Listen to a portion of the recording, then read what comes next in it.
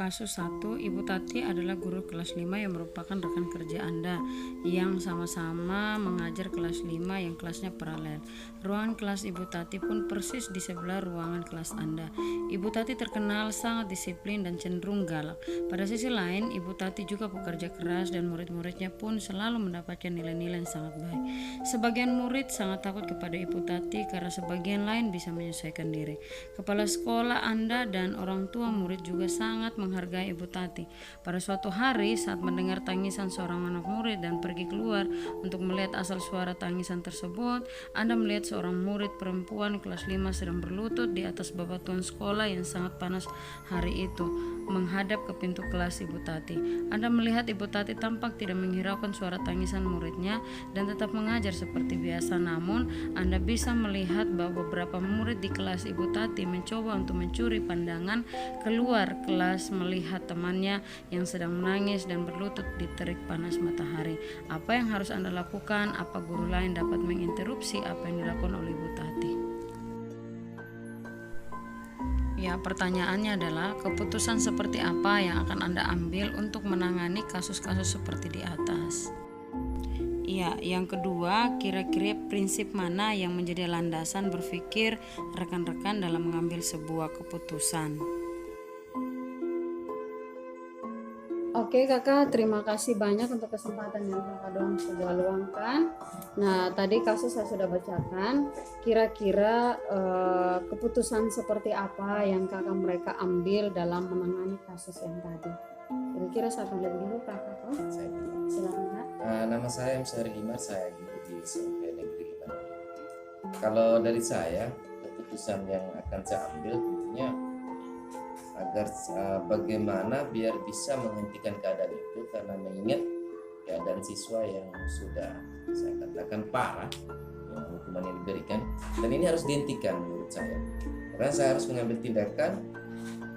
Saya berpikir siapa yang bisa menghentikan ini, dan tentunya yang berwenang di sini ya kepala sekolah sebagai penanggung jawab, Kepala sekolah ya, agar lebih bisa persuasif dengan ibu dan yang bersangkutan.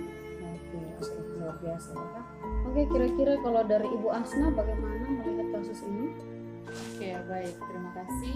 Ya, mungkin kurang lebih sama seperti Pak Sakti ya. Memang sebagai rekan kerja tidak mungkin, apalagi KBM berlangsung saling seperti interupsi di dalam kelasnya, sangat tidak etis ya.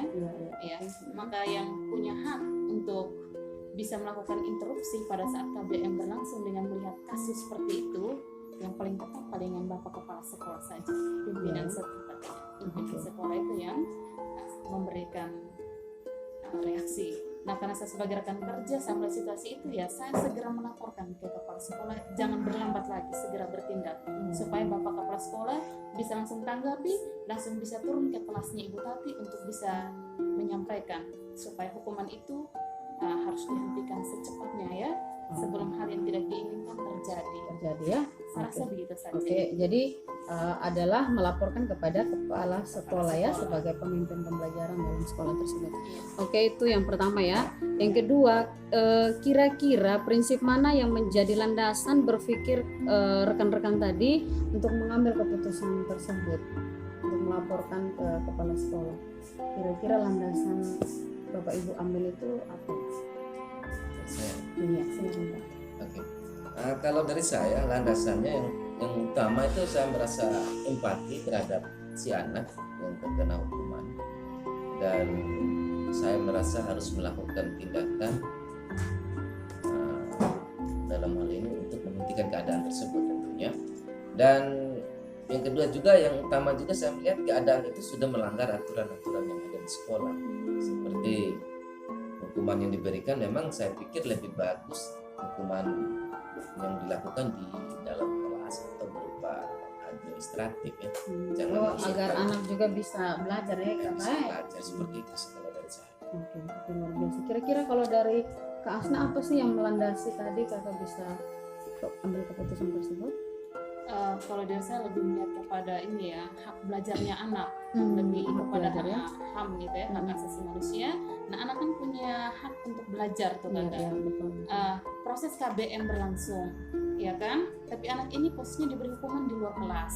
Berarti guru ini secara tidak langsung mengambil hak anak ini ya, tidak boleh mengikuti pembelajarannya. Padahal anak punya hak. Nah, alangkah baiknya kalau misalnya menurut saya alangkah lebih baiknya kalau guru ini memberikan hukumannya ya sama seperti kata Sahril tadi bilang, di dalam kelas saja.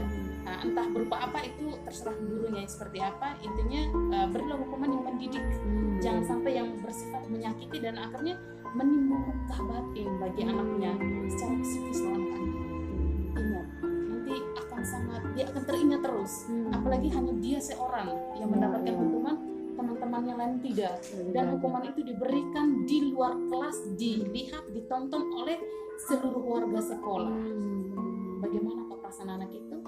Ya toh kan sangat sedih. Jadi ya ini juga refleksi untuk kita juga ya, terutama saja sebagai guru ya. Kalau ketika anak membuat kesalahan, jangan sampai juga saya membuat hukuman sampai seberat itu. Ya, kurang lebih seperti itu dulu Kak. Terima kasih ya Kak.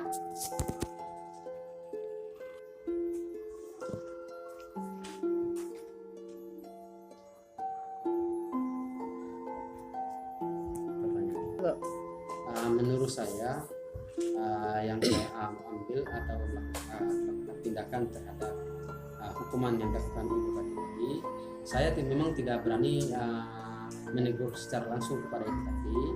Namun saya yang pertama saya lakukan itu, saya akan memberikan masukan kepada kepala sekolah, karena yang punya tanggung jawab sepenuhnya di sekolah ini adalah kepala sekolah atau atasan langsung adalah kepala sekolah. Jadi yang hukuman yang diberikan oleh ibu tadi, saya sebenarnya tidak sepakat atau tidak sependapat, karena hukuman itu masih banyak hukuman yang lain yang harus diberikan kepada anak. Contoh hukuman yang bersifat mendidik, misalnya anak tidak mengerjakan tugas atau mengerjakan itu, kasihlah tugas-tugas anak itu yang bisa. Contoh kayak macam kasih tugas, silakan kamu mengerjakan soal sebanyak 10 nomor, atau silakan kamu kerjakan ini dan itu, seperti itulah itu saya suka. Tapi dengan cara menghukum anak itu bisa membunuh karakter anak bisa jadi cacat mental. Walaupun anak itu bisa menjawab, ketika dia mengingat kembali masa lalu terhadap yang diberikan oleh ibu tadi, anak itu akan merasa ragu. Kenapa bisa begitu? Karena mentalnya, walaupun dia akan tertekan dengan batin dengan keadaan yang dilakukan oleh ibu tadi. Makanya saya bilang itu sangat tidak arogan, tidak sesuai dengan hukuman yang diberikan ibu tadi. Masih banyak hukuman yang bersifat mendidik yang lebih baik, yang lebih bagus kita berikan kepada anak. Kalau macam begitu kan anak istilahnya berusaha hal dengan karakter atau membunuh mental.